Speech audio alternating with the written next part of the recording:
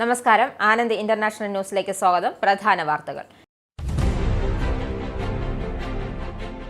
ട്രംപിന്റെ താരിഫ് യുദ്ധം വീണ്ടും തുടങ്ങി. വിദേശ സ്റ്റീൽ, അലുമിനിയം ഇറക്കുമതികൾക്കുള്ള താരിഫ് 50% ഇരട്ടിയാക്കി ട്രംപിന്റെ താരിഫ് വന്നു.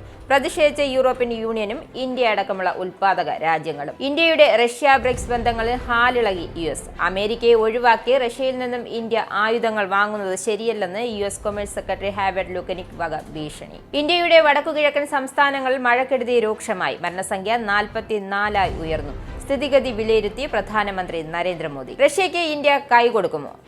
Su-57 അഞ്ചാം തലമുറ യുദ്ധവിമാനങ്ങൾ ഇന്ത്യയിൽ നിർമ്മിക്കാമെന്ന് റഷ്യയുടെ വാഗ്ദാനം. പ്രധാനമന്ത്രിയെ ട്രോളി രാഹുൽ ഗാന്ധി. ഓപ്പറേഷൻ സിന്ദൂറിന് പിന്നാലെ കീഴടങ്ങിയെന്ന് നരേന്ദ്രമോദി പ്രഖ്യാപിച്ചുവെന്നും രാഹുൽ ഗാന്ധി. വിമാനയാത്രയിൽ cabin baggage സൗജന്യമാക്കുമോ? യാത്രക്കാരുടെ ആവശ്യത്തിൽ യൂറോപ്യൻ യൂണിയൻ തീരുമാനം. ബ്രസൽസിൽ ഉടൻ. GCC ഏകീകൃത ടൂറിസ്റ്റ് വിസ യാഥാർത്ഥ്യമാക്കുന്നതിനുള്ള നടപടികൾ അന്തിമഘട്ടത്തിലേക്ക്. ഈ വർഷ അവസാനം തന്നെ ഒറ്റ ടൂറിസ്റ്റ് വിസ 6 ഗൾഫ് രാജ്യങ്ങളും സന്ദർശിക്കാനാകുമെന്ന് കുവൈറ്റിൽ ചേർന്ന GCC വിദേശകാര്യമന്ത്രിമാരുടെ യോഗം. ബലിപെരുന്നാൾ പ്രമാണിച്ച് നാളെ മുതൽ 8 വരെ എമിഗ്രേഷൻ അവധി പ്രഖ്യാപിച്ച് UAE. കോൺഗ്രസിന്റെ നിലപാടുകൾ പ്രതിഷേധിച്ച് ആം ആദ്മി പാർട്ടി ഇന്ത്യ സഖ്യം ഉപേക്ഷിച്ചു. ഇനി മുതൽ ഒറ്റയ്ക്ക് മുന്നോട്ടു പോകാൻ AAP തീരുമാനം. സിൽവർ ലൈന് ബദലായി ശ്രീധരൻ നിർദ്ദേശിച്ച പദ്ധതി പരിഗണനയിലെന്ന് കേന്ദ്ര സർക്കാർ. ദീർഘകാല സ്വപ്നമായ അങ്കമാലി ശബരി റെയിൽപാത യാഥാർത്ഥ്യമാവുമെന്നും സൂചന. തീരുമാനം മുഖ്യമന്ത്രി പിണറായി വിജയനും കേന്ദ്ര റെയിൽവേ മന്ത്രി അശ്വനി വൈഷ്ണവുമായി ഡൽഹിയിൽ നടത്തിയ കൂടിക്കാഴ്ചയിൽ. വാർത്തകൾ വിശദമായി. വിദേശ സ്റ്റീൽ, അലുമിനിയം ഇറക്കുമതികൾക്കുള്ള താരിഫ് 50% ഇരട്ടിയാക്കി ട്രംപിന്റെ താരിഫ് പ്രാബല്യത്തിൽ വന്നു. US-ലെ സ്റ്റീൽ നിർമ്മാണ മേഖലയെ സഹായിക്കാൻ നടപടിയെന്നാണ് ട്രംപ് ഈ തീരുമാനത്തെ വിശേഷിപ്പിച്ചത്. ചൊവ്വാഴ്ച ഈ നീക്കം ഔപചാരികമാക്കുന്ന ഒരു എക്സിക്യൂട്ടീവ് ഉത്തരവിൽ ട്രംപ് ഒപ്പുവെച്ചു. യുണൈറ്റഡ് സ്റ്റേറ്റ്സ് വിപണിയിൽ കുറഞ്ഞ വിലയ്ക്ക് സ്റ്റീൽ, അലുമിനിയവും അധികമായി ഇറക്കുമതി ചെയ്യുന്നത് തുടരുന്ന വിദേശ രാജ്യങ്ങളെ കൂടുതൽ ഫലപ്രദമായി നേരിടാൻ ഉയർന്ന താരിഫുകൾ സഹായിക്കും. അതുവഴി യുണൈറ്റഡ് സ്റ്റേറ്റ്സ് സ്റ്റീൽ, അലുമിനിയം വ്യവസായങ്ങളുടെ മത്സരശേഷി കുറയും എന്ന് ഉത്തരവിൽ പറയുന്നു. റഷ്യ ബ്രിക്സ് ബന്ധങ്ങൾ തുടരുന്നതിലൂടെ ഇന്ത്യ US-നെ തെറ്റിദ്ധരിപ്പിക്കുന്നതായി US commerce secretary Howard Lutnick. അമേരിക്കയെ ഒഴിവാക്കി റഷ്യയിൽ നിന്നും ഇന്ത്യ ആയുധങ്ങൾ വാങ്ങുന്നു. അതിനൊപ്പം ഇന്ത്യ ബ്രിക്സ് സഖ്യത്തിന്റെ ഭാഗമാകുന്നു. ഇതുവഴി ഡോളർ ഇടപാടുകൾ ഇന്ത്യ കുറയ്ക്കുകയാണെന്നും US കൊമേഴ്സ് സെക്രട്ടറി കുറ്റപ്പെടുത്തുന്നു. ഇന്ത്യയുടെ ഇത്തരം നീക്കങ്ങൾ US പ്രസിഡന്റ് ഡൊണാൾഡ് ട്രംപ് ഗൗരവമായി നിരീക്ഷിച്ചു വരികയാണെന്നും ഹാർവേർഡ് പറയുന്നു. ഇന്ത്യയുടെ വടക്കുകിഴക്കൻ സംസ്ഥാനങ്ങളിൽ മഴക്കെടുതി രൂക്ഷമായി. മരണസംഖ്യ 44 ഉയർന്നു. മഴക്കെടുതി വിലയിരുത്താൻ അസം, സിക്കിം സംസ്ഥാനങ്ങളിലെ മുഖ്യമന്ത്രിമാരെയും മണിപ്പൂർ ഗവർണറെയും പ്രധാനമന്ത്രി നരേന്ദ്രമോദി വിളിച്ചു. സാധ്യമായ എല്ലാ സഹായങ്ങളും പ്രധാനമന്ത്രി വാഗ്ദാനം ചെയ്തിട്ടുണ്ട്. മെയ് 29 മുതൽ തുടങ്ങിയ മഴയിലും വെള്ളപ്പൊക്കത്തിലും വിവിധ വടക്കുകിഴക്കൻ സംസ്ഥാനങ്ങളിലായി 44 പേർ മരിച്ചതായാണ് ഔദ്യോഗിക സ്ഥിരീകരണം. റഷ്യൻ സേനയുടെ Su-57 അഞ്ചാം തലമുറ യുദ്ധവിമാനങ്ങൾ ഇന്ത്യയിൽ നിർമ്മിക്കാമെന്ന് വാഗ്ദാനം നൽകി റഷ്യ. ഈ വിമാനങ്ങളുടെ നിർമ്മാണ സാങ്കേതിക വിദ്യ, അറ്റകുറ്റപ്പണികൾക്കുള്ള സാങ്കേതിക പരിജ്ഞാനം എന്നിവയൊക്കെ ബ്രഹ്മോസ് മോഡലിൽ ഇന്ത്യയ്ക്കു കൈമാറാമെന്ന് വാക്ക് നൽകിയിരിക്കുകയാണ് റഷ്യ. അതിലും വലുതായി ഇന്ത്യൻ വ്യോമസേനയെ മോഹിപ്പിക്കുന്ന മറ്റൊന്നുണ്ട് റഷ്യൻ വാഗ്ദാനത്തിൽ. ഇന്ത്യക്ക് കൈമാറുന്ന Su-57 വിമാനങ്ങളിൽ ഇന്ത്യൻ നിർമ്മിത മിസൈലുകളും മറ്റു ആയുധങ്ങളും ഘടിപ്പിക്കാൻ സാധിക്കും. അത് US ഇന്ത്യക്ക് നൽകാമെന്ന് വാഗ്ദാനം ചെയ്ത F-35 സ്റ്റീറ്റ് വിമാനങ്ങളുടെ പകുതി വിലയ്ക്കു മാത്രമാവും റഷ്യയുടെ Su-57.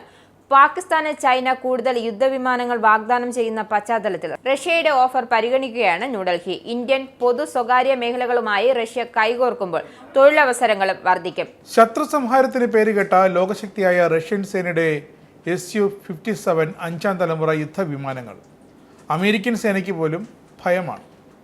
ഇന്ത്യക്കും വർഷങ്ങൾക്ക് മുമ്പേ ആഗ്രഹമുണ്ട് Su-57 വിമാനങ്ങൾ ഇന്ത്യൻ വ്യോമ നാവികസേനകളുടെ ഭാഗമാക്കി അഭിമാനിക്കാൻ. പക്ഷേ കനത്ത വിലയും ലഭ്യതക്കുറവുമാണ് ഇന്ത്യയെ പിന്നിട്ടടിച്ചത്. 2008 മുതൽ ഇന്ത്യ ആലോചിച്ചു തുടങ്ങിയതാണ്. അതിനുശേഷം റഷ്യ തങ്ങളുടെ ബ്രഹ്മോസ് മിസൈൽ ഇന്ത്യയുമായി ചേർന്ന് നിർമ്മിച്ചു തുടങ്ങിയതും അതിൻ്റെ സാങ്കേതിക വിദ്യ ഇന്ത്യക്ക് കൈമാറിയതും ഇന്ത്യയെ സംബന്ധിച്ചിടത്തോളം നേട്ടമാണ്, ചരിത്ര അഭിമാനവുമാണ്. അതുകൊണ്ട് തന്നെ ഇന്ത്യയുടെ തല ലോകരാജ്യങ്ങൾക്ക് മുന്നിൽ ഉയർന്നു തന്നെ നിൽക്കുന്നു. ഇപ്പോഴിതാ റഷ്യ തങ്ങളുടെ അഞ്ചാം തലമുറ Su-57 യുദ്ധവിമാനങ്ങൾ ഇന്ത്യക്ക് ചില ഇളവുകളോടെ നൽകാമെന്ന് സംഭവിച്ചിരിക്കുന്നു. അതുമാത്രമല്ല ഇന്ത്യയെ മോഹിപ്പിക്കുന്നതും അതിശയിപ്പിക്കുന്നതും. ഈ വിമാനങ്ങളുടെ നിർമ്മാണ സാങ്കേതിക വിദ്യ, അറ്റകുറ്റപ്പണികൾക്കുള്ള തുടർ സാങ്കേതിക പരിജ്ഞാനം ഇവയൊക്കെ ബ്രഹ്മോസ് മിസൈലിൻ്റെ മോഡലിൽ ഇന്ത്യക്ക് കൈമാറാമെന്ന് വാക്ക് നൽകിയിരിക്കുകയായിരുന്നു റഷ്യ. അതിനും വലുതായി ഇന്ത്യൻ വ്യോമസേനയെ മോഹിപ്പിക്കുന്ന മറ്റൊന്നുണ്ട് റഷ്യൻ വാഗ്ദാന പട്ടികയിൽ. ഇന്ത്യക്ക് കൈമാറുന്ന ഇത്തരം Su-57 വിമാനങ്ങളിൽ ഇന്ത്യൻ നിർമ്മിത അതിമാരക മിസൈലുകളും മറ്റ് ആയുധങ്ങളും ഘടിപ്പിക്കാൻ സാധിക്കും. അതും US ഇന്ത്യക്ക് നൽകാമെന്നേറ്റ F-35 വിമാനങ്ങളുടെ വിലയുടെ പകുതി വിലയ്ക്ക് മാത്രമാണ് ഈ Su-57 വിമാനങ്ങൾ റഷ്യ ഇന്ത്യക്ക് നൽകുക. പിന്നെ എന്ത് വേണം ഇനി ഇന്ത്യക്ക്? കയറി വാടാ മക്കളെ എന്ന് ഇന്ത്യ പറയുകയാണ് ഇനി ഈ റഷ്യയുടെ Su-57 വിമാനങ്ങളെ നോക്കിക്കൊണ്ട്. ലോകത്ത് ഫൈറ്റർ ജെറ്റുകളുടെ ഡിസൈനർമാർക്കും ഉൽപ്പാദകർക്കും മാത്രമാണ് നിലവിൽ അതിൻ്റെ സാങ്കേതിക വിദ്യ സ്വന്തം എന്നിരിക്കുകയാണ് റഷ്യയുടെ ഈ അതിര് കടന്നുള്ള വാഗ്ദാനം. റഷ്യയുടെ ഈ വിമാനങ്ങൾ ഇന്ത്യയിൽ ഒരു പൊതുമേഖലയിൽ ഒരു കമ്പനി രൂപീകരിച്ച് നിർമ്മിക്കാം, നമ്മുടെ ബ്രഹ്മോസ് മിസൈൽ ഉണ്ടാക്കുന്നത് പോലെ. അല്ലെങ്കിൽ സ്വകാര്യ മേഖലയിൽ ഇന്ത്യയിലെ സ്വകാര്യ കമ്പനികളുമായി ചേർന്ന് തങ്ങൾ നിർമ്മാണത്തിന് തയ്യാറാണെന്ന് റഷ്യ അറിയിച്ചിട്ടുണ്ട്. കാരണം ഇന്ത്യയേക്കാൾ വിമാന നിർമ്മാണത്തിൽ വളരെ ഫാസ്റ്റാണ് റഷ്യൻ കമ്പനികൾ. അപ്പോൾ റഷ്യൻ കൊളാബറേഷനോടെ ഇന്ത്യയിൽ പൊതുമേഖലയിലായാലും സ്വകാര്യ മേഖലയിലായാലും നിർമ്മാണ കമ്പനി ആരംഭിച്ചാൽ അവിടെ നിന്നുകൊണ്ടുള്ള സമയബന്ധിതമായ വിമാന നിർമ്മാണം തന്നെയാകും യാഥാർത്ഥ്യമാക്കുക. മറ്റൊന്ന്, ഇന്ത്യയേക്കാൾ വിമാന നിർമ്മാണത്തിൽ വളരെ ഫാസ്റ്റാണ് ചൈനയും. അവർ തങ്ങളുടെ സ്റ്റെൽത്ത് വിമാനങ്ങളെ വ്യോമസേനയുടെ ഭാഗമാക്കി കഴിഞ്ഞിട്ടുണ്ട് ഇതിനകം. ചൈനയെ ഇന്ത്യക്ക് അത്രയധികം പേടിക്കേണ്ടി വരില്ല. കാരണം ചൈനയുമായുള്ള യുദ്ധം അങ്ങനെ അത്ര പെട്ടെന്ന് അടുത്തൊന്നും ഉണ്ടാകാൻ സാധ്യതയില്ല. എന്നിരുന്നാലും പാകിസ്ഥാനെ പേടിക്കണം. കാരണം ചൈനയുടെ ഒരു പ്രധാന ആയുധ വിപണി ഇപ്പോൾ പാകിസ്ഥാനാണ്. അതുകൊണ്ട് തന്നെ ചൈന ഉണ്ടാക്കിയെടുക്കുന്ന ഈ 5ാം തലമുറ യുദ്ധ വിമാനങ്ങൾ വരെ പാകിസ്ഥാൻ അതിമോഹ വില കൊടുത്ത് ചൈനയിൽ നിന്നും വാങ്ങിയേക്കാം. ഏത് സമയത്തും ഏത് നിമിഷവും അത് സംഭവിച്ചേക്കാം. അങ്ങനെയാണെങ്കിൽ ഇന്ത്യയുടെ വ്യോമ പ്രതിരോധ സംവിധാനങ്ങളും വ്യോമശേഷിയുമൊക്കെ ഇന്ത്യക്ക് വീണ്ടും വർദ്ധിപ്പിച്ചേ പറ്റൂ. കാരണം ഇന്ത്യയുടെ സുരക്ഷ തന്നെയാണ് ഇന്ത്യക്ക് വലുത്. US പ്രസിഡന്റ് ഡൊണാൾഡ് ട്രംപ് പ്രധാനമന്ത്രി നരേന്ദ്രമോദിയെ ഫോൺ ചെയ്തതോടെയാണ് ഇന്ത്യ യുദ്ധം നിർത്തിയത് എന്ന ആരോപണം ഉന്നയിച്ച് ലോക്സഭാ പ്രതിപക്ഷ നേതാവ് രാഹുൽ ഗാന്ധി രംഗത്ത്. ഓപ്പറേഷൻ സിന്ദൂറിന് പിന്നാലെ പ്രധാനമന്ത്രി നരേന്ദ്രമോദി കീഴടങ്ങിയെന്ന് പ്രഖ്യാപിച്ചുവെന്നും രാഹുൽ ഗാന്ധി പറഞ്ഞു. US പ്രസിഡന്റ് ഡൊണാൾഡ് ട്രംപിന്റെ ഉത്തരവിന് പിന്നാലെയാണ് അദ്ദേഹം കീഴടങ്ങിയതെന്നും രാഹുൽ പറഞ്ഞു വെക്കുമ്പോൾ പ്രതിപക്ഷ നേതാവ് സ്വയം അപഹാസ്യനാവുകയാണെന്ന് BJPയുടെ കുറ്റപ്പെടുത്തൽ. അമേരിക്കൻ പ്രസിഡന്റ് ഡൊണാൾഡ് ട്രംപ് നരേന്ദ്രമോദിയെ വിളിച്ചു. നരേന്ദ്ര കീഴടങ്ങും. ട്രംപിന്റെ ഫോണിന് മറുപടിയായി നരേന്ദ്രമോദി യെസ് സർ എന്ന് മറുപടി നൽകി. പറയുന്നത് മറ്റാരുമല്ല, കോൺഗ്രസ് അധ്യക്ഷൻ രാഹുൽ ഗാന്ധിയാണ്. രാഹുൽ ഇപ്പോഴും ഇന്ദിരാഗാന്ധി ഇന്ത്യ കണ്ട ഏറ്റവും ചങ്കൂറ്റമുള്ള പെൺസിംഹമായിരുന്നു എന്ന് കരുതി തനിക്ക് അതിൻ്റെ തഴമ്പുണ്ടാകുമെന്ന പ്രതീക്ഷയിലാണ്. രാഹുൽ സ്വന്തമായി ചെയ്തതോ നേടിയെടുത്തതോ ആയ യാതൊരു നേട്ടങ്ങളുമില്ല പറഞ്ഞ് മേനി തെളിയിക്കാൻ. എന്നിരുന്നാലും കാലങ്ങൾക്ക് മുൻപ് മുത്തശ്ശി ചെയ്തു വച്ച കാര്യങ്ങളുടെ ക്രെഡിറ്റ് അന്ന് ഇന്ദിരാഗാന്ധി എടുത്തില്ലെങ്കിൽ പോലും കാലങ്ങൾക്ക് ശേഷം അതിൻ്റെ മുഴുവൻ കുലമഹിമയും പാരമ്പര്യവും സ്വന്തം നേട്ടത്തിൻ്റെ പട്ടികയിൽപ്പെടുത്താൻ രാഹുൽ തയ്യാറായി നിൽക്കുകയാണ്. ഇന്ദിരാഗാന്ധി പാകിസ്ഥാനോട് ഏറ്റുമുട്ടിയതും അന്നത്തെ ലോകത്തിലെ മുഴുവൻ രാജ്യങ്ങളുടെയും അവസ്ഥയും സൈനിക സാമ്പത്തിക ശക്തിയും എന്താണെന്നറിയാതെയാണ് 2025-ലും അതിൻ്റെ 100-1 ചെയ്യാൻ മോദിക്ക് കഴിഞ്ഞില്ല എന്ന് രാഹുൽ പറയുന്നത്. യൂറോപ്യൻ യൂണിയനിലെ വ്യോമയാത്രക്കാരുടെ അവകാശങ്ങൾ പരിഷ്കരിക്കുന്നതിനുള്ള നിർദ്ദേശങ്ങൾ ചർച്ച ചെയ്ത് തീരുമാനമെടുക്കാൻ യൂറോപ്യൻ യൂണിയൻ അംബാസഡർമാർ ബ്രസീൽസിൽ തയ്യാറെടുക്കുന്നു. ക്യാബിൻ ബാഗേജിന് അധിക നിരക്ക് ഈടാക്കുന്നത് നിയന്ത്രിക്കുന്നതിനും വിമാനം വൈകിയാൽ ലഭിക്കേണ്ട നഷ്ടപരിഹാര തുക സംബന്ധിച്ച് കൂടുതൽ വ്യക്തത വരുത്തുന്നതിനും യൂറോപ്യൻ യൂണിയൻ നിയമപരിഷ്കാരങ്ങൾ കൊണ്ടുവന്നേക്കും. യാത്രക്കാർക്ക് കൂടുതൽ സംരക്ഷണവും ലാഭവും ഉറപ്പാക്കാൻ ലക്ഷ്യമിട്ടാണ് പുതിയ മാറ്റങ്ങൾ കൊണ്ടുവരുന്നത്. ക്യാബിൻ ബാഗേജുമായി യാത്ര ചെയ്യുന്നവരിൽ നിന്നും പ്രത്യേക ബാഗേജ് ചാർജ് ഈടാക്കാനും വിമാനം ദീർഘനേരം വൈകിയാൽ മാത്രമായി നഷ്ടപരിഹാരം നിജപ്പെടുത്താനുള്ള നിർദ്ദേശങ്ങളാണ് അംബാസഡർമാരുടെ യോഗത്തിലെ ചർച്ചയിൽ ഉരുത്തിരിയുന്ന തീരുമാനങ്ങൾ പിന്നീട് വ്യാഴാഴ്ച നടക്കുന്ന 27 യൂറോപ്യൻ ട്രാൻസ്പോർട്ട് മന്ത്രിമാരുടെ യോഗത്തിൽ വയ്ക്കും. സീറ്റിനടിയിൽ ഉൾക്കൊള്ളിക്കാവുന്ന ഹാൻഡ് ലഗേജ് മാത്രമായിരിക്കും സൗജന്യമായി കൊണ്ടുപോകാനാവുക എന്നതാണ് ഇപ്പോൾ ഉയർന്നിരിക്കുന്ന ഒരു നിർദ്ദേശം. മറ്റ് ഹാൻഡ് ലഗേജുകൾ പ്രത്യേകം ചാർജ് നൽകേണ്ടതായി വരും. ഹാൻഡ് ലഗേജിന് ചാർജ് ഈടാക്കുന്നതിന് സംബന്ധിച്ച് 7 യൂറോപ്യൻ എയർലൈനുകൾക്കെതിരെ കഴിഞ്ഞ മാസം യൂറോപ്യൻ കൺസ്യൂമേഴ്സ് ഓർഗനൈസേഷൻ പരാതി നൽകിയിരുന്നു. 12 അംഗരാജ്യങ്ങളിൽ നിന്നുള്ള 16 ഉപഭോക്തൃ സംഘടനകളാണ് ചില ലോ കോസ്റ്റ് എയർലൈനുകൾ നിയമവിരുദ്ധമായി ഹാൻഡ് ലഗേജ് ചാർജ് ഈടാക്കുന്നതായി പരാതിപ്പെട്ടത്. ഹാൻഡ് ലഗേജ് യാത്രയുടെ ഭാഗമാണെന്നും അതിന് ചാർജ് ഈടാക്കരുതെന്നും യൂറോപ്യൻ കോടതി വിധിച്ചിരുന്നു. വിഷാംശമുള്ള ഒരു ഫംഗസ് അമേരിക്കയിലേക്ക് കടത്തിയതിന് 2 ചൈനീസ് ശാസ്ത്രജ്ഞർക്കെതിരെ US അധികൃതർ കേസെടുത്തു. ഇവർ അമേരിക്കൻ സർവകലാശാലയിൽ ഗവേഷണം നടത്താൻ പദ്ധതി ഇട്ടിരുന്നതായി നീതിന്യായ വകുപ്പ് അറിയിച്ചു. പിടിയിലായ യുങ്ങിങ് ജിയാനും സുൻ യോങ് ലിയുവും ഗോതമ്പ്, ബാർലി, ചോളം, അരി എന്നിവയെ ബാധിക്കുന്ന ഒരു രോഗമായ ഹെഡ് ബ്ലൈറ്റ് ഉണ്ടാക്കുന്ന ഫ്യൂസേറിയം ഗ്രാമിനാരം എന്ന ഫംഗസ് അമേരിക്കയിലേക്ക് കടത്താൻ ഇരുവരും ഗൂഢാലോചന നടത്തിയതായി നീതിന്യായ വകുപ്പ് പറഞ്ഞു. ഇവർക്ക് എതിരെ ഗൂഢാലോചന, കള്ളക്കടത്ത്, തെറ്റായ പ്രസ്താവനകൾ, വിസ തട്ടിപ്പ് എന്നീ കുറ്റങ്ങൾ ചുമത്തിയിട്ടുണ്ട് എന്നും മിഷിഗണിലെ കിഴക്കൻ ജില്ലയ്ക്കുള്ള US അറ്റോർണി ഓഫീസ് ചൊവ്വാഴ്ച പ്രസ്താവനയിൽ പറഞ്ഞു. ഇനി ആനന്ദ് ട്രാവൽ UK ഇന്നത്തെ പൗണ്ട് റേറ്റ് അറിയാം. UK പൗണ്ട് ഇന്നത്തെ മൂല്യം: ഒരു പൗണ്ട് 115.98 ഇന്ത്യൻ രൂപ, ഒരു US ഡോളർ 85.87 ഇന്ത്യൻ രൂപ, ഒരു യൂറോ 97.60 ഇന്ത്യൻ രൂപ, ഒരു പൗണ്ട് 1.35 US ഡോളർ. ഇനിയൊരു ഇടവേള. ഗൾഫ് ന്യൂസിലേക്ക് സ്വാഗതം. GCC ഏകീകൃത ടൂറിസ്റ്റ് വിസ യാഥാർത്ഥ്യമാക്കുന്നതിനുള്ള നടപടികൾ പൂർത്തിയാകുന്നു. UAE, Saudi Arabia, Kuwait, Qatar, Bahrain, Oman രാജ്യങ്ങളുടെ ആഭ്യന്തര മന്ത്രാലയങ്ങൾ വിവരങ്ങൾ കമ്പ്യൂട്ടർ ശൃംഖലയിൽ ചേർക്കുന്നത് പൂർത്തിയാകുന്നതോടെ ഈ വർഷ അവസാനം തന്നെ ഒറ്റ ടൂറിസ്റ്റ് വിസ 6 ഗൾഫ് രാജ്യങ്ങളും സന്ദർശിക്കാനാകും. പദ്ധതി ഇനിയും നീണ്ടുപോകില്ലെന്നും കുവൈറ്റിൽ ചേർന്ന GCC വിദേശകാര്യ മന്ത്രിമാരുടെ യോഗത്തിൽ വ്യക്തമാക്കി. ഷെങ്കൻ വിസ മാതൃകയിൽ ഏകീകൃത വിസ വരുന്നതോടെ ഗൾഫ് രാജ്യങ്ങളിലേക്ക് കൂടുതൽ വിനോദസഞ്ചാരികൾ എത്തുമെന്നാണ് പ്രതീക്ഷിക്കുന്നത്. ഓരോ രാജ്യം സന്ദർശിക്കുവാനും പ്രത്യേക വിസ എടുക്കുന്ന നിലവിലെ രീതി ഇതോടെ ഒഴിവാകും. ഗൾഫിലെ വിനോദസഞ്ചാര, വാണിജ്യ, വ്യാപാര, സാമ്പത്തിക മേഖലകൾക്കും പുതിയ വിസ കരുത്തു പകരും. Dubai general director of identity and foreigners affairs Baliperunnal അവധിക്കാലത്തെ പ്രധാന പ്രവർത്തന സമയം പ്രഖ്യാപിച്ചു. ഈ മാസം 5 മുതൽ 8 വരെ എമിഗ്രേഷൻ അവധിയായിരിക്കും. 9-ന് പ്രവർത്തനം പുനരാരംഭിക്കും. അവധിക്കാലത്ത് ദുബായ് രാജ്യാന്തര വിമാനത്താവളം ടെർമിനൽ 3-ലെ കസ്റ്റമർ ഹാപ്പിനെസ് സെന്റർ 24 മണിക്കൂറും പ്രവർത്തിക്കുമെന്ന് അധികൃതർ അറിയിച്ചു. അൽ അബീർ കസ്റ്റമർ ഹാപ്പിനെസ് സെന്ററിൽ രാവിലെ 6 മുതൽ രാത്രി 10 വരെ പ്രവർത്തിപ്പിക്കും. GDRFAയുടെ ഡിജിറ്റൽ സേവനങ്ങൾ ദുബായ് നൗ, GDRFA, DXB എന്നിവയുടെ സ്മാർട്ട് ആപ്പുകൾ വഴിയും ഉപയോക്താക്കൾക്ക് സേവനം ലഭ്യമാകും. ഹജ്ജ് തീർത്ഥാടകർക്ക് യാത്രാ സൗകര്യം ഒരുക്കാനായി മശായിർ മെട്രോ സർവീസ് തുടങ്ങി. മിന, അറഫ, മുസ്ദലിഫ് ഹജ്ജ് അനുഷ്ഠാന കേന്ദ്രങ്ങളിൽ 7 ദിവസം മാത്രം സർവീസ് നടത്തുന്ന മെട്രോയാണ് മശായിർ. മിന, അറഫ, മുസ്ദലിഫ എന്നിവിടങ്ങളിലായി 9 സ്റ്റേഷനുകളുണ്ട്. ഒരേ സമയം 3000 പേർക്ക് യാത്ര ചെയ്യാവുന്ന 17 ട്രെയിനുകളാണ് ഇടതടവില്ലാതെ സർവീസ് നടത്തുക. മണിക്കൂറിൽ 72,000 പേരെ ലക്ഷ്യസ്ഥാനത്ത് എത്തിക്കാനാകും. 7 ദിവസത്തിനിടെ 2000-ലേറെ ട്രിപ്പുകളിലായി 20 ലക്ഷം പേർക്കാണ് യാത്രാ സൗകര്യം ഒരുക്കുന്നത്. ബലിപെരുന്നാൾ പ്രമാണിച്ച് UAEയിലെ വിവിധ എമിറേറ്റുകളിലെ ജയിലുകളിലുള്ള 2910 തടവുകാരെ വിട്ടയക്കാൻ അതത് എമിറേറ്റുകളിലെ ഭരണാധികാരികൾ ഉത്തരവിട്ടു.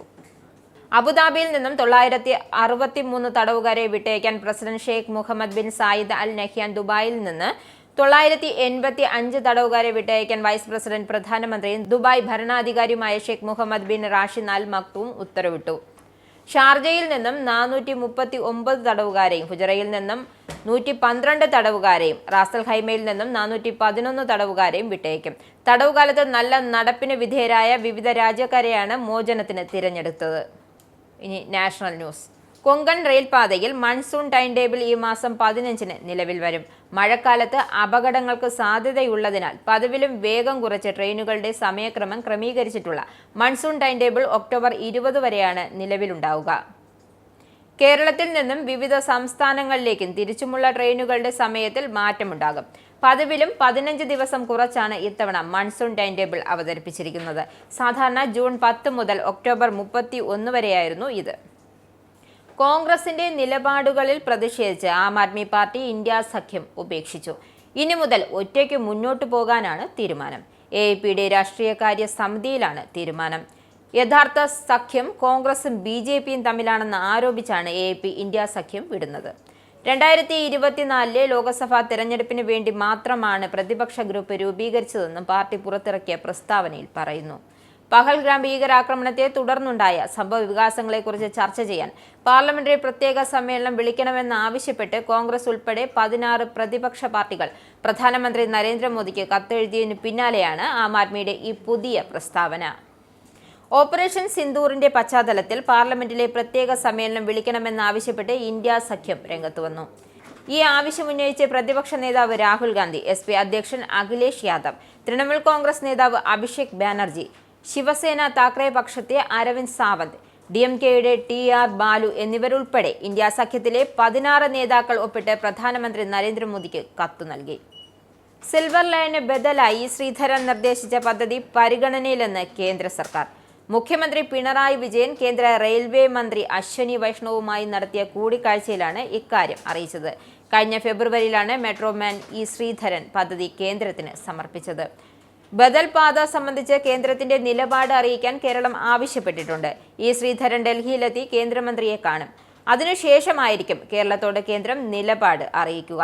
അങ്കമാലി ശബരി റെയിൽപാത യാഥാർത്ഥ്യമാക്കാനും തീരുമാനിച്ചതായി മന്ത്രി V അബ്ദുറഹിമാനും അറിയിച്ചു. കേന്ദ്ര വിദഗ്ധ സംഘം ഇതിനായി കേരളത്തിൽ എത്തും. കേരളത്തിന്റെ ഒരു സ്വപ്ന പദ്ധതി കൂടി വീണ്ടും യാഥാർത്ഥ്യമാകാൻ പോകുന്നു. ദീർഘകാല സ്വപ്നമായ അങ്കമാലി ശബരി റെയിൽപാത യാഥാർത്ഥ്യമാവുകയാണ്. മുഖ്യമന്ത്രി പിണറായി വിജയന്റെ നേതൃത്വത്തിൽ കേന്ദ്ര റെയിൽവേ മന്ത്രി അശ്വനി വൈഷ്ണവുമായി ഡൽഹിയിൽ നടത്തിയ കൂടിക്കാഴ്ചയിലാണ് പദ്ധതിക്ക് വീണ്ടും ജീവൻ വെച്ചത്. നിലവിൽ മരവിച്ചു കിടന്ന പദ്ധതിയുടെ ഭൂമി ഏറ്റെടുക്കൽ നടപടിക്ക് ദിവസങ്ങൾക്കകം റെയിൽവേയുടെ വിദഗ്ധ സംഘം എത്തും.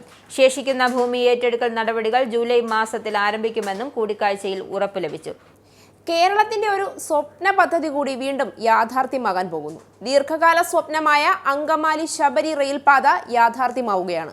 മുഖ്യമന്ത്രി പിണറായി വിജയന്റെ നേതൃത്വത്തിൽ കേന്ദ്ര റെയിൽവേ മന്ത്രി അശ്വിനി വൈഷ്ണവുമായി ഡൽഹിയിൽ നടത്തിയ കൂടിക്കാഴ്ചയിലാണ് പദ്ധതിക്ക് വീണ്ടും ജീവൻ വെച്ചത്.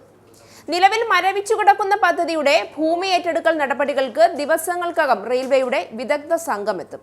ശേഷിക്കുന്ന ഭൂമി ഏറ്റെടുക്കൽ നടപടികൾ ജൂലൈ മാസത്തിൽ ആരംഭിക്കുമെന്നും കൂടിക്കാഴ്ചയിൽ ഉറപ്പ് ലഭിച്ചു. 111 കിലോമീറ്റർ ദൈർഘ്യമുള്ള ഈ പദ്ധതിയിൽ 7 കിലോമീറ്റർ റെയിലും ഒരു പാലവും നിർമ്മിച്ച ശേഷം മുടങ്ങിപ്പോയിരുന്നു. എന്നാൽ ഇപ്പോൾ പദ്ധതിക്ക് ലഭിച്ച പുതിയ ഊർജം എറണാകുളം, ഇടുക്കി, കോട്ടയം, പത്തനംതിട്ട ജില്ലകളിലെ ജനങ്ങൾക്ക് വലിയ ആശ്വാസമാണ് നൽകുന്നത്. പ്രത്യേകിച്ച് സ്ഥലമേറ്റെടുക്കലുമായി ബന്ധപ്പെട്ട് അനിശ്ചിതാവസ്ഥയിലായിരുന്ന 100 കണക്കിന് കുടുംബങ്ങളുടെ പ്രശ്നങ്ങൾക്ക് ഇതോടെ പരിഹാരമാകും. അങ്കമാലി മുതൽ എരുമേലി വരെയാണ് നിലവിൽ പാത നിർമ്മിക്കാൻ ഉദ്ദേശിക്കുന്നത് എങ്കിലും പുനലൂർ വഴി വിഴിഞ്ഞം തുറമുഖത്തേക്ക് പാത നീട്ടണമെന്ന് സംസ്ഥാന സർക്കാർ ആവശ്യപ്പെട്ടിട്ടുണ്ട്. വിഴിഞ്ഞം തുറമുഖത്തിന്റെ സാധ്യതകൾ പൂർണ്ണമായി പ്രയോജനപ്പെടുത്താനും മധ്യ കേരളത്തിന്റെ സമഗ്ര വികസനത്തിനും ഇത് സഹായകരമാകും. പാതയുടെ ഇരുവശങ്ങളിലും ലോജിസ്റ്റിക് ഹബ്ബുകൾ, സാമ്പത്തിക, വാണിജ്യ, കാർഷിക, വ്യാപാര മേഖലകൾ എന്നിവ സ്ഥാപിക്കാൻ കഴിയും. കൂടാതെ തുറമുഖാനുബന്ധ വ്യവസായങ്ങൾക്കായി 10,000 ഏക്കർ സ്വകാര്യ ഭൂമി ഏറ്റെടുക്കാനും സർക്കാർ ശ്രമം ആരംഭിച്ചിട്ടുണ്ട്. പെരുമ്പാവൂർ, കാലടി, വാഴക്കുളം, തൊടുപുഴയിലെ സ്പൈസസ് പാർക്ക് എന്നിവയ്ക്ക് ശബരിപ്പാത ഏറെ ഗുണകരമാകും. മൂന്നാർ, ഭൂതത്താൻകെട്ട്, ഇലവീഴ പൂഞ്ചിറ, വാഗമൺ, കുട്ടിക്കാനം, തേക്കടി തുടങ്ങിയ പ്രമുഖ വിനോദസഞ്ചാര കേന്ദ്രങ്ങളിലേക്കുള്ള പ്രവേശനവും ഇതോടെ എളുപ്പമാകും. നിർദ്ദിഷ്ട ശബരിമല വിമാനത്താവളത്തിലേക്ക് എരുമേലിയിൽ നിന്ന് കേവലം 8 കിലോമീറ്റർ ദൂരം മാത്രമേ ഉള്ളൂ എന്നതും ഈ പാതയുടെ പ്രാധാന്യം വർദ്ധിപ്പിക്കുന്നു. ശബരിപ്പാത വിഴിഞ്ഞത്തേക്ക് നീട്ടുകയാണെങ്കിൽ ചരക്ക് നീക്കത്തിനായി മാത്രമുള്ള ഒരു പ്രത്യേക റെയിൽപാത നിർമ്മിക്കാൻ കഴിയും. കേന്ദ്രത്തിന്റെ റെയിൽ സാഗർ പദ്ധതിയുടെ ഭാഗമായി തുറമുഖങ്ങളിലേക്ക് റെയിൽപാത നിർമ്മിക്കുമ്പോൾ സംസ്ഥാനത്തിന് സാമ്പത്തിക ബാധ്യത ഉണ്ടാകില്ല എന്നതാണ് മറ്റൊരു പ്രധാന നേട്ടം. ഹേമ കമ്മിറ്റി റിപ്പോർട്ടിലെ ശുപാർശകളുമായി ബന്ധപ്പെട്ട് 5 വർഷം മുമ്പ് നൽകിയ ഉറപ്പുകൾ പാലിക്കുന്നതിൽ വീഴ്ച വരുത്തിയ സർക്കാരിനെതിരെ വിമർശനം നടത്തിയ നടി പാർവതി തിരുവോത്തിന് മറുപടിയുമായി സാംസ്കാരിക മന്ത്രി സജി ചെറിയാൻ രംഗത്ത് വന്നു. വിഷയത്തിൽ ചിലർ തെറ്റിദ്ധാരണ പരത്തുന്നു എന്നും നടപടികൾ വിശദീകരിക്കാൻ വാർത്താസമ്മേളനം നടത്തുമെന്നും പറഞ്ഞ മന്ത്രി, മുഖ്യമന്ത്രി പ്രത്യേക താൽപര്യമെടുത്താണ് കമ്മിറ്റി രൂപീകരിച്ചതെന്നും കൂട്ടിച്ചേർത്തു. മുഖ്യമന്ത്രിയുടെയും മന്ത്രിമാരുടെയും വിദേശയാത്രകളുടെ ചെലവ് നിരീക്ഷിക്കാനായി പ്രത്യേക സമിതി രൂപീകരിച്ച് സർക്കാർ. ഇതു സംബന്ധിച്ച CAG ചോദ്യങ്ങൾ ഉന്നയിച്ച പശ്ചാത്തലത്തിലാണ് നടപടി. വിദേശത്തെ ഇന്ത്യൻ എംബസികൾ വഴി നടത്തുന്ന പണമിടപാടുകളും മറ്റും നിരീക്ഷിക്കുവാൻ രേഖകൾ സൂക്ഷിക്കുന്നതിനുമാണ് സമിതി രൂപീകരിച്ചത്. അർദ്ധവാർഷികാടിസ്ഥാനത്തിൽ സമിതി സർക്കാരിന് റിപ്പോർട്ട് സമർപ്പിക്കണം. ഭരണ പ്രക്രിയയിൽ ആർട്ടിഫിഷ്യൽ ഇന്റലിജൻസിനെ ഭാഗമാക്കാൻ സർക്കാർ തീരുമാനിച്ചു. സർക്കാർ മേഖലയിൽ AI സാധ്യതകൾ എന്തൊക്കെയാണെന്ന് നിർദ്ദേശിക്കാൻ IT വകുപ്പിനെ ചുമതലപ്പെടുത്തി. പഠനത്തിലും തുടർ നടപടികൾക്കുമായി IT വകുപ്പ് വെർച്വൽ ടാസ്ക് ഫോഴ്സിന് രൂപം നൽകുകയും ചെയ്തു. ഇനി Anand travel UK GCC India നാണയ വിനിമയ നിരക്ക്. ഒരു സൗദി റിയാൽ 22.90 ഇന്ത്യൻ രൂപ, ഒരു UAE ദിർഹം 23.38 ഇന്ത്യൻ രൂപ, ഒരു കുവൈറ്റ് ദിനാർ 280.04 ഇന്ത്യൻ രൂപ, ഒരു ഒമാനി റിയാൽ 223.36 ഇന്ത്യൻ രൂപ. ഇനി സ്പോർട്സ്.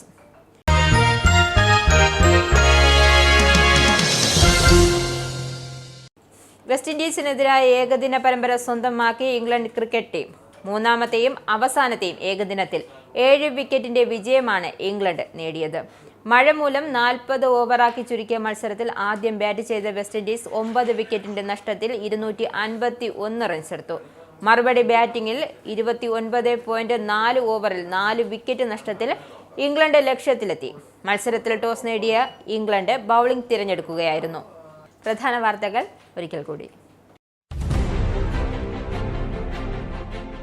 ട്രംപിന്റെ താരിഫ് യുദ്ധം വീണ്ടും തുടങ്ങി. വിദേശ സ്റ്റീൽ, അലുമിനിയം ഇറക്കുമതികൾക്കുള്ള താരിഫ് 50% ഇരട്ടിയാക്കി ട്രംപിന്റെ താരിഫ് വന്നു. പ്രതിഷേധിച്ച യൂറോപ്യൻ യൂണിയനും ഇന്ത്യ അടക്കമുള്ള ഉൽപാദക രാജ്യങ്ങളും. ഇന്ത്യയുടെ റഷ്യ ബ്രിക്സ് ബന്ധങ്ങളിൽ ഹാലിളകി US. അമേരിക്കയെ ഒഴിവാക്കി റഷ്യയിൽ നിന്നും ഇന്ത്യ ആയുധങ്ങൾ വാങ്ങുന്നത് ശരിയല്ലെന്ന് US കൊമേഴ്സ് സെക്രട്ടറി ഹാവേർഡ് ലുക്കനിക് വക ഭീഷണി. ഇന്ത്യയുടെ വടക്കുകിഴക്കൻ സംസ്ഥാനങ്ങളിൽ മഴക്കെടുതി രൂക്ഷമായി. മരണസംഖ്യ 44 ഉയർന്നു. സ്ഥിതിഗതി വിലയിരുത്തി പ്രധാനമന്ത്രി നരേന്ദ്രമോദി. റഷ്യയ്ക്ക് ഇന്ത്യ കൈകൊടുക്കുമോ?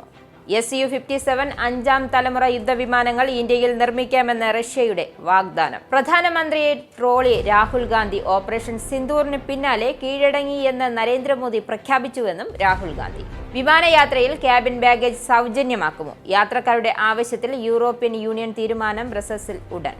GCC ഏകീകൃത ടൂറിസ്റ്റ് വിസ യാഥാർത്ഥ്യമാക്കുന്നതിനുള്ള നടപടികൾ അന്തിമഘട്ടത്തിലേക്ക്. ഈ വർഷ അവസാനം തന്നെ ഒറ്റ ടൂറിസ്റ്റ് വിസ 6 ഗൾഫ് രാജ്യങ്ങളും സന്ദർശിക്കാനാകുമെന്ന് കുവൈറ്റിൽ ചേർന്ന GCC വിദേശകാര്യമന്ത്രിമാരുടെ യോഗം. ബലിപെരുന്നാൾ പ്രമാണിച്ച് നാളെ മുതൽ 8 വരെ എമിഗ്രേഷൻ അവധി പ്രഖ്യാപിച്ച് UAE. കോൺഗ്രസിന്റെ നിലപാടുകൾ പ്രതിഷേധിച്ച് ആം ആദ്മി പാർട്ടി ഇന്ത്യ സഖ്യം ഉപേക്ഷിച്ചു.